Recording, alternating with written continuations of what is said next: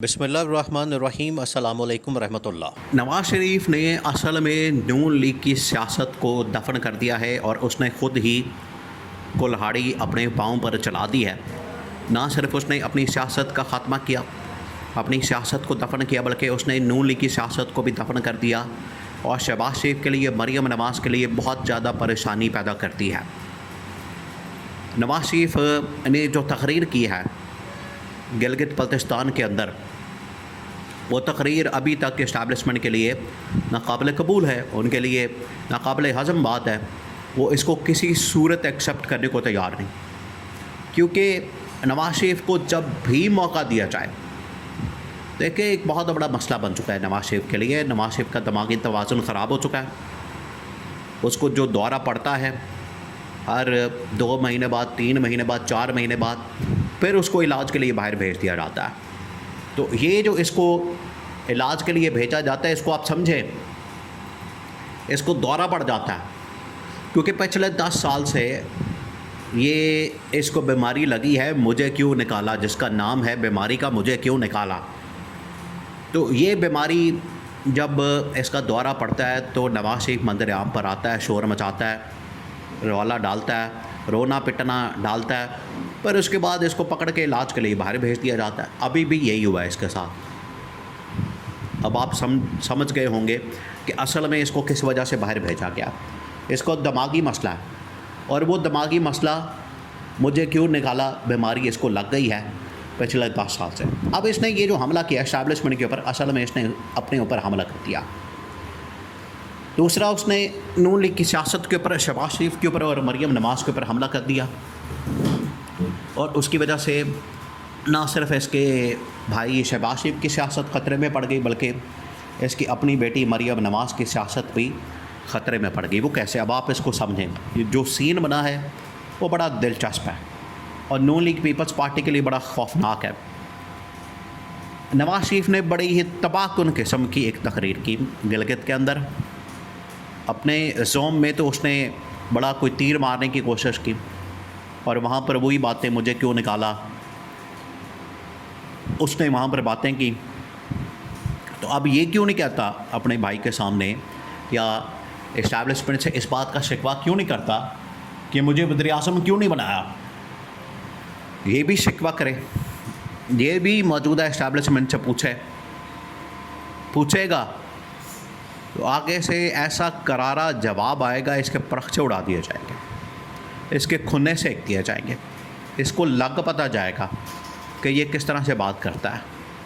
क्योंकि बुलाया तो इसको वज़ीर-ए-आज़म बनाने के लिए था, पाकिस्तान के अंदर इस मकसद के लिए बुला के कि आपको वज़ीर-ए-आज़म बनाया जाएगा, आप आए पाकिस्तान में। ये पाकिस्तान आया है बेचारा, आया था वज़ीर-ए-आज़म की कुर्सी के लिए, बाद में आटे के तोड़े पर आ गया। ये उसकी हालत बना दी गई। अब इस्लामाबाद के अंदर होती है एक नेशनल इकनॉमिक काउंसिल की मीटिंग। अब आप ज़रा सोचें, इसने किस तरीके से अपना भी सियासत का बेड़ा गर्क किया, शहबाज शरीफ की भी और मरियम नवाज़ की। वहाँ पर तीनों तमाम के तमाम सूबों के वज़ीर आला, खैबर पख्तूनख्वा का सुहेल अफरीदी, सिंध का मुराद अली साहब, बलूचिस्तान का सरफराज बुगटी, वो तीनों आते हैं, मुलाकात करते हैं, बात करते हैं अपने अपने सूबे के इंटरेस्ट की। लेकिन मरियम नवाज़ इसमें गायब होती है। तमाम सूबों के वज़ीर आला को बुलाया जाता है, चीफ़ मिनिस्टर को बुलाया जाता है, वहाँ पर मरियम नवाज़ गायब होती है। मसला क्या, मरियम नवाज़ क्यों मंदिर से गायब है? असल में उनको पैगाम चला गया। देखिए, यहाँ पर पंजाब के चीफ़ सेक्रेटरी के मुतालिक बात करने पर नोटिस हो रहे हैं, उनकी करप्शन को बेनकाब करने पर नोटिस हो रहे हैं, और हालत यह है कि पंजाब से मरियम नवाज़ बिल्कुल गायब है। और उनकी सर्जरी, मेजर सर्जरी, बड़ी सर्जरी, बड़ा ऑपरेशन क्या हुआ है, किसी को कुछ भी कानो कान खबर नहीं, पता नहीं, किसी को अंदाज़ा ही नहीं कि हुआ क्या, मसला क्या, प्रॉब्लम क्या।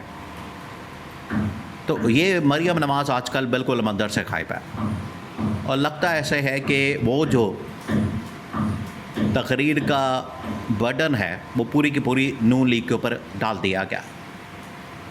अब इन्हें इस बात का एहसास हो गया कि नवाज शरीफ ने मरवा दिया, नवाज शरीफ ने हमारा बेड़ा गर्क करवा दिया, इसी वजह से इस्टेब्लिशमेंट ने सबसे पहले नवाज शरीफ को माइनस किया, उसको निकाला। अब जाके दोबारा ये शोर मचाए मुझे क्यों निकाला मुल्क से। मरियम नवाज को मंजर से गायब कर दिया गया। और अगली जो बारी है, अगला जो निशाना बनाया जाएगा अब वो है शहबाज शरीफ। और शहबाज शरीफ को वफाक से पकड़ के तो निकाला जाएगा, आउट किया जाएगा। ये इनको बता दिया गया, ये इनको कह दिया गया। तो ये अब शहबाज शरीफ वज़ीर आज़म हाउस से फ़ारिग होने वाला, वहाँ से निकलने वाला।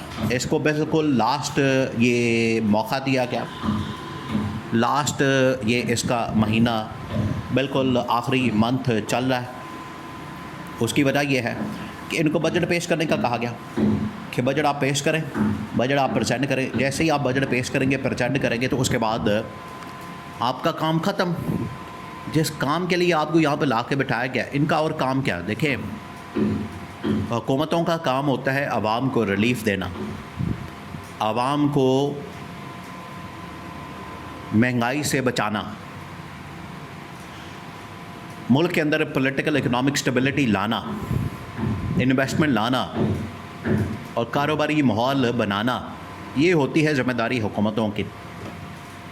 इस हुकूमत ने ये ज़िम्मेदारी पूरी करने के बजाय, इसके ऊपर काम करने के बजाय अपने अल्ले तल्ले जहाज़ ख़रीदना, दौरे करना, सैर सपाटे करना, आना जाना, ये सब कुछ किया, जिसकी वजह से इनको बता दिया गया कि आप अपना आखिरी बजट पेश करें और हमारी भी जान छोड़ें और आवाम की भी जान छोड़ें, क्योंकि आपकी वजह से ये मसला इस्टेब्लिशमेंट के भी गले पड़ गया, आवाम के भी गले पड़ गया। ये इनको बता दिया गया।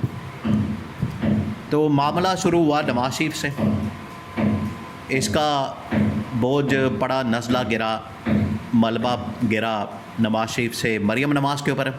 और अब ये शहबाज शरीफ की बारी आने वाली है और शहबाज शरीफ को घर भेजने का फ़ैसला किया गया है, शहबाज शरीफ की छुट्टी करवाने का फ़ैसला किया गया है। ये इनको बता दिया गया।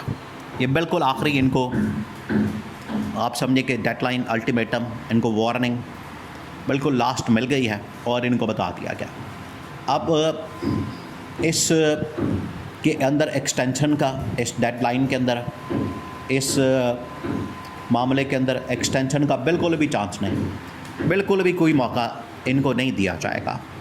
रत्ती बराबर अभी 1 मिनट के लिए, 1 सेकंड के लिए भी इनको अगला मौका नहीं दिया जाएगा। ये इस्टेब्लिशमेंट का हतमी फ़ैसला, और उसने इनको ये कन्वे कर दिया, बता दिया कि 1 मिनट का भी टाइम आपको ऊपर नहीं दिया जाएगा।